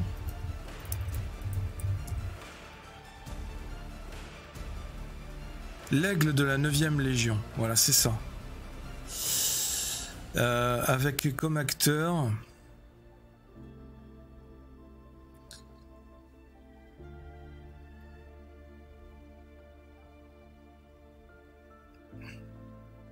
Channing Tatum. Je vais essayer de vous donner le synopsis. Bon, Channing Tatum, j'avoue que c'est pas mon acteur préféré, mais vous pouvez aller essayer de regarder ce film j'ai vu des images, ça m'avait l'air pas mal, et ça parle justement de cette période où les légions romaines étaient en plein territoire picte à l'époque de la conquête de la Bretagne. Alors, je voudrais trouver la fiche du film et vous donner le synopsis. Donc, l'aigle de la 9e Légion. En 140 de notre ère, donc après Jésus-Christ, à l'époque de l'Empire romain, un jeune centurion, Marcus Aquila, tente de lever le mystère qui plane sur la disparition de la 9e Légion romaine, survenue 20 ans plus tôt et dans laquelle son père était commandant de la première cohorte. À cette fin, Aquila se rend au nord de la Grande-Bretagne en compagnie d'un esclave celte, Esca, qui lui doit la vie. Tous deux s'aventurent au-delà du mur d'Adrien jusqu'en Calédonie. La Calédonie, ancien nom de l'Écosse, où ils sont confrontés aux tribus pictes. Les tribus pictes leur foutaient la trouille à l'époque, parce que c'était un mélange de magie noire, de peuples sauvages. C'était un peuple très proche de la nature, qui faisait corps avec les arbres, avec la forêt, avec les créatures de la nature. Et Aquila est déterminé à retrouver l'emblème de la Légion, l'aigle romain, disparu en territoire picte en même temps que son père. Au cours de son voyage, Aquila rencontre une tribu locale, le peuple des phoques, dont il devient le prisonnier. Grâce à Esca, son esclave, qui a fait semblant de le trahir pour tromper le peuple des phoques, Marcus Aquila récupère l'aigle et les deux hommes s'enfuient. Le peuple phoque se lance à leur poursuite. Une dernière bataille a lieu. Marcus a le soutien inespéré des rescapés de la 9e Légion. Et en compagnie d'Esca, devenu son ami, il peut rapporter l'aigle à Rome. On lui propose alors de refonder la Légion. Alors les rescapés de la 9e Légion, effectivement, ce sont des vétérans, des survivants vétérans de cette Légion qui sont restés fonder leur vie sur ces terres avec des femmes du territoire. Un film assez intéressant, hein. Je vous invite à le regarder. Si j'ai le temps, j'essaierai de le regarder. J'ai jamais regardé en entier, mais au moins ça vous permet de voir un peu toute cette histoire autour des Pictes et du mur d'Adrien, qui était vraiment un symbole de l'impuissance, de la faiblesse de Rome dans ses conquêtes. Elle ne pouvait pas aller plus loin. Et ensuite, il y a un autre film aussi qui s'appelle, je crois, Arthur. Attendez, j'essaie de le retrouver sur...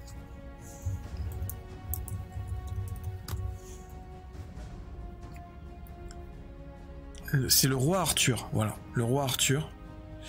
C'est pas la légende d'Excalibur, c'est le roi Arthur.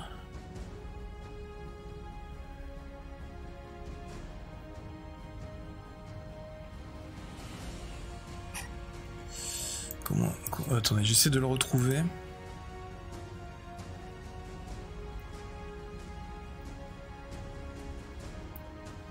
Un film réalisé par Antoine Fuqua. Avec qui comme acteur déjà?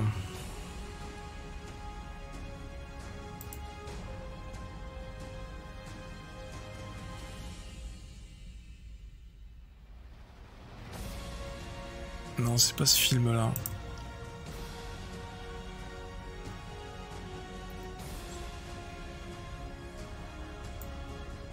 Avec Clive Owen. C'est un film avec Clive Owen. Voilà, c'est ça. Après 5 siècles de domination sur la Grande-Bretagne, l'Empire romain, chaque jour plus affaibli, abandonne l'île pourtant menacée par les invasions sanguinaires des Saxons. Avant d'être libéré de ses obligations, Arthur se voit confier une dernière mission. Alors Arthur, pour le coup, c'est un général romain, puisque c'est un héritage de la colonisation des colons romains en Bretagne. Donc en fait, c'est une adaptation de la légende du roi Arthur, version Empire romain en Bretagne. Et donc du coup,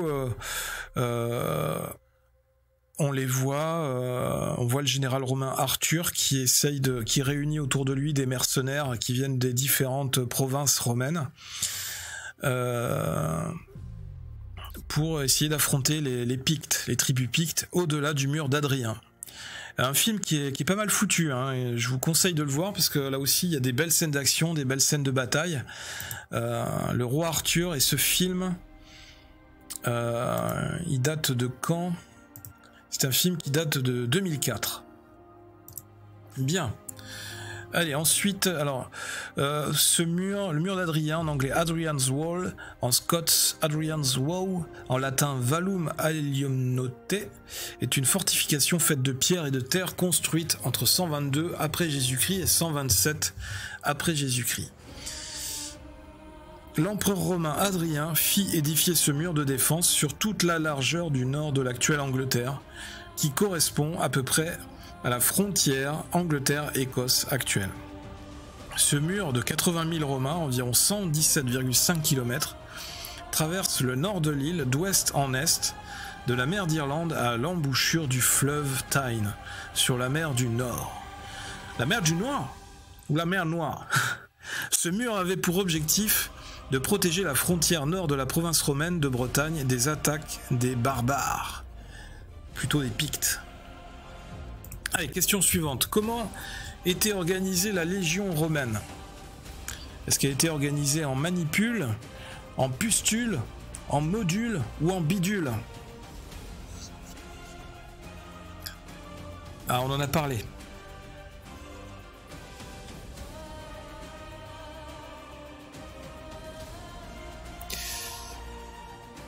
Allez, 3, 2, 1. La Légion romaine était organisée en manipule, les manipules. Donc à la fin du IIe siècle, c'est le général Marius, pas Marius dans la trilogie de Marcel Pagnol, non, oui, en manipule, bonne réponse, Jackie. Le général Marius de la Légion romaine. Le général Marius, célèbre général et homme politique romain, a transformé l'armée romaine en armée de métier au IIe siècle avant Jésus-Christ. La Légion alors comporte 10 cohortes, enfin une légion comporte 10 cohortes de 3 manipules, un manipule de chaque rang. Donc on a un manipule Triari, on a un manipule Principes et on a un manipule Astati et 2 centuries par manipule. Et les centuristes et la centurie comportait 100 hommes. Donc soit on avait au total environ 6000 hommes par légion, légion. Et les légions, il y en avait plusieurs, comme notamment l'aigle de la 9e légion dont on a parlé tout à l'heure, le fameux film. Ok, donc après, voilà, vous voyez l'organisation sur la map. Attention, un nouveau survivant aux portes de la Brie. Merci pour le follow. Merci Laïch, j'ai vu. J'ai pas bien vu le nom complet. Merci pour le follow. Donc vous pouvez voir comment était organisée une légion avec une cavalerie, avec à peu près 10 cohortes. Pour avoir assisté à ce live, je vois qu'on a toujours du monde jusqu'au bout, alors que ça fait quand même 2 heures. Ça a duré un peu plus longtemps que d'habitude, parce qu'il y a beaucoup d'informations à délivrer, beaucoup de savoir, de connaissances, tout ça, ça a une valeur. Donc j'espère que vous avez appris encore beaucoup de choses aujourd'hui, que ça vous a appris beaucoup de choses. Que ça vous a permis d'avancer encore un peu plus de manière claire, de manière plus sereine dans toute cette période de l'Empire romain, de la République romaine, puis de l'Empire romain, des fameuses conquêtes romaines. Si j'ai pu vous aider à acquérir un peu plus de connaissances à mon humble niveau dans ce domaine-là, je serais très content, parce que encore une fois c'est un domaine qui est très vaste, on a pu le voir. Effectivement, on pourrait faire une vidéo complète sur chaque sujet à chaque fois, à la fois sur Jules César, à la fois sur Vercingétorix, à la fois sur Alésia, sur la Légion romaine. C'est vraiment très riche. Et c'est aussi notre patrimoine culturel, hein, parce qu'on parlait dans la vidéo tout à l'heure de la civilisation gallo-romaine. On est héritiers de cette civilisation gallo-romaine. On est les héritiers de tout ça. Ce sont nos racines. On est un peuple latin, nous les Français, les descendants des Gaulois. Eh oui. Et de toutes ces provinces. Mine de rien, même si on n'est pas tous descendants des Gaulois, on est quelque part descendants de toutes ces provinces, de toutes ces peuplades qui ont été conquises à un moment donné ou à un autre par l'Empire romain. Donc en tous les cas, c'est très intéressant de voir comment était organisée toute cette armée romaine à cette époque-là. On voit qu'il y avait énormément de discipline, tout était très paramétré, très organisé de manière très rigoureuse. Il y avait des postes très différents. Chaque groupe avait son supérieur et ensuite un autre supérieur. Il y avait toute une hiérarchie bien organisée. C'était vraiment tout était calé comme du papier à musique, on va dire. Donc très intéressant de découvrir tout ça. Et c'était d'autant plus paradoxal que quand on voit tous les excès dont était capable la gouvernance de Rome, les orgies, les excès en termes de comportement, on était loin de la discipline qu'on imposait aux soldats romains dans leur fameuse légion. Donc c'est très particulier, c'est très bizarre en fait, une sorte de société qui vivait à deux vitesses, qui d'un côté les très riches qui étaient dans l'abus permanent, dans la traîtrise, la trahison, dans les complots, dans les manigances, dans la stratégie, dans la tactique, et d'un autre côté les soldats à qui on imposait la discipline, la rigueur, le service militaire qui durait 20 ans, et on leur imposait d'obéir aux ordres, sinon s'ils désobéissaient c'était la peine très lourde, même jusqu'à la peine de mort. Et on les envoyait à la guerre, on les envoyait conquérir toujours plus de territoires, toujours plus de richesses. Donc une société à deux vitesses, avec d'un côté des gens très aisés, des gens favorisés, et des nantis quelque part, et d'un autre côté des gens qui devaient obéir, un peu une civilisation d'esclaves, hein. C'était un peu de l'esclavage déguisé quelque part, qui devaient suivre les ordres, et les généraux qui tiraient un peu la gloire de toutes ces victoires dans ces conquêtes. C'était pas les soldats, hein. Les soldats ils gagnaient juste un petit tribut, ils gagnaient une solde quand ils arrivaient à ressortir vivants de toutes ces batailles, mais c'était souvent le général de l'armée qui lui retirait toute la gloire de la victoire de telle ou telle province, et qui pouvait revenir ensuite à Rome pour recevoir un peu tous les lauriers de ces victoires et espérer obtenir un poste encore plus important, avec encore plus de richesse et de pouvoir. Donc c'était ça Rome, c'était le pouvoir et les influences, voilà, le réseau. Ça n'a pas vraiment changé encore aujourd'hui, hein, dans notre société. Mais aujourd'hui, on acquiert la gloire par d'autres moyens, sous d'autres formes. Bien.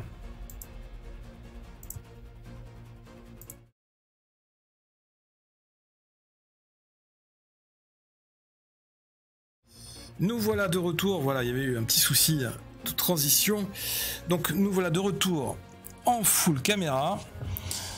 J'espère que vous avez passé un bon après-midi en ma compagnie, que c'était très instructif, que vous avez appris de nouvelles choses. Comme prévu, on passe le bac de la TV42 fin juin. Ce sera le 28 juin, je vous préviens. Donc j'ai noté tous les présents. Et j'ai pointé à chaque fois les présents, les absents sur les lives éducatifs. Donc je vous préviens, ça va compter pour le contrôle continu jusqu'au bac de la TV42 le 28 juin. Ça va compter pour l'oral également. Et puis, du coup, je vais vous donner rendez-vous la semaine prochaine, mercredi la semaine prochaine, pour un autre live, toujours sur l'Empire romain. Effectivement, il y a encore beaucoup de choses à creuser, à découvrir ensemble. Sur ce domaine, donc qui est très intéressant, très très riche, et il y a beaucoup de choses à se mettre sous la dent, donc c'est bien, c'est cool. Allez les amis, moi du coup vous pourrez me retrouver demain, normalement 15h à 19h sur la TV42 pour le live dessiné, où on parlera BD, on fera de la BD, ce sera un peu plus, de manière un peu plus détendue, un peu moins cadrée et ordonné que pour le live éducatif. Et puis normalement ce soir sur la TV42 c'est Chucky. Et puis après pour tous les autres, le reste de la semaine, je vous laisse consulter le planning de la TV42 juste en dessous de cette vidéo. Ensuite vous pourrez retrouver toutes les vidéos du live éducatif, vous pourrez retrouver en replay sur la chaîne YouTube de la TV42, The Vault 42 sur YouTube. Il y a toute une playlist sur les vidéos éducatives qui ont débuté pendant le confinement. Comme je l'ai dit en début de vidéo, peut-être qu'on va continuer même après le déconfinement. parce que c'est quand même assez intéressant à faire, et si on peut apporter des choses aux viewers en termes de contenu historique, contenu éducatif, je pense que c'est toujours une bonne chose. Et puis voilà, et puis en vous souhaitant de passer une bonne fin de journée, voilà. Allez, comme d'habitude, continuez à regarder la TV42, gardez la pêche. Merci à tous les follow, à tous les hosts pendant cette vidéo, c'était cool. Bienvenue aux nouveaux follow, aux nouveaux arrivants sur la TV42. Merci pour les bisous, Chucky, merci à toi. Bisous, gros bisous à tous. Passez une bonne fin d'après-midi, une bonne soirée. Restez connectés sur la TV42. Juste après moi, vers 20h, c'est Chucky. Et puis voilà, passez une bonne soirée, gardez le sourire. Je vous souhaite de passer un bon déconfinement. J'espère que ça va bien se passer. J'espère qu'on n'aura pas de mauvaises nouvelles suite à ça, qu'on n'aura pas de mauvaises surprises. Et puis de toute façon, on va continuer à s'adapter, à faire en sorte que tout se passe pour le mieux. Allez, faites attention à vous, protégez-vous, et puis rendez-vous la semaine prochaine, mercredi 14h, 15h30, 16h, pour le live éducatif avec DOSGeek. Ça marche, je serai là. Bye bye les amis, bye. Allez Jean-Christian, vas-y, envoie la sauce.